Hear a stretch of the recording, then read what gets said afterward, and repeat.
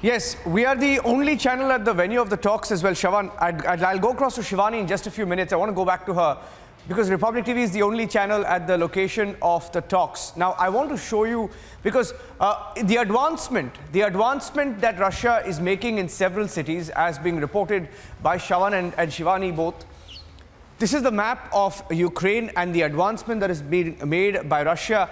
Now, in red, you will see the cities where Russia is taking control. In green, the Donbas region, and in blue, the separatist-held regions will be marked out. Now, Kiev is close to the areas where Russia is taking control. Now, all of these regions are close to Kharkiv, which has seen most intense shelling in the last few days. So, Kiev, Kharkiv being encircled completely, possibility of Russia running over these regions, the Donbas regions, Luhansk and Donetsk now, where Russian forces are already present, and the people of these two regions are fighting alongside Russia.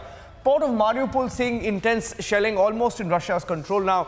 Crimea already annexed by Russia, being used by Russia to make advancements into Ukraine, which has also seen some intense shelling in the last 7 days. Now, all the regions, areas in red, are the regions which are now almost being controlled by Russia. Now, command and control element, as far as NATO is concerned, questions over what NATO is doing and can do. Command alternates between allied commands in Brunsum and Naples. Now, these are some elements of how NATO can respond.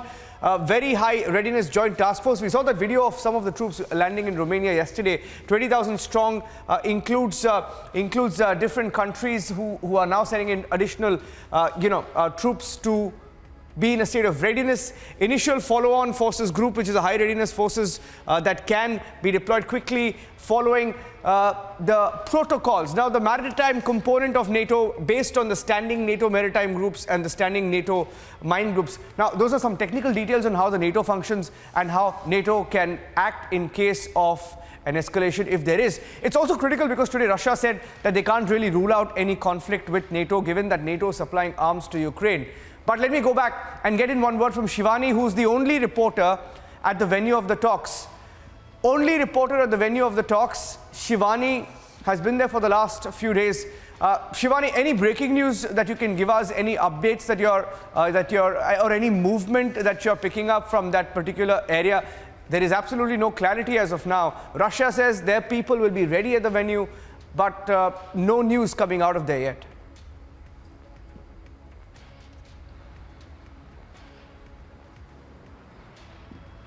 Niranjan, as far as the talks are concerned, we were getting some information that today afternoon, that means if we talk about the time here in this zone, that talks must have started, but there is still no confirmation about these talks taking place in the place where are present right now, though there have always been a statement from Russian side that they are ready and they are at the venue of the talks. But Ukraine says that it is also ready to talk, but without any preconditions. That means it doesn't want any prerequisites that are being put on the talking table by Russia, and it says that it is ready for talk. Both the sides say they are ready to talk and talk out this whole situation. But as of now, there is no confirmation whether when these talks will take place. A lot of expectations were there for today's second round of talks to take place today. But as of now, neither the time has been confirmed nor the exact place. But Russians say they are present and Ukrainians say they are ready to talk, but without any preconditions. And as far as the NATO forces are concerned, Niranjan, we've seen how the statements have been coming up from these NATO forces that they are building up as many as 40,000 troops are ready on different bases along the European Union nations, including Poland. But as of now, there has not been a concrete movement on ground by these forces. Neither they have declared that they will be fighting in support of Ukraine. And we also know that Poland has also refused to fight, to send its fighter jets in support of Ukraine. So all in all, there is not much action being seen by the NATO allied forces. Only statements and solidarity sermons are being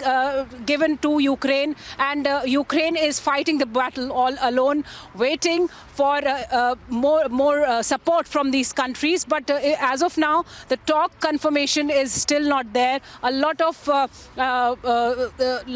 anxiety around these talks is there. Okay. Thank you for that, Shivani. And Shravan, I'll let you go at this point. Shivani is at the venue of the talks, and she's the only Indian journalist and the only global channel which is there reporting live from the venue of the talks. So Republic way ahead of even global channels in the coverage of the Russia-Ukraine war.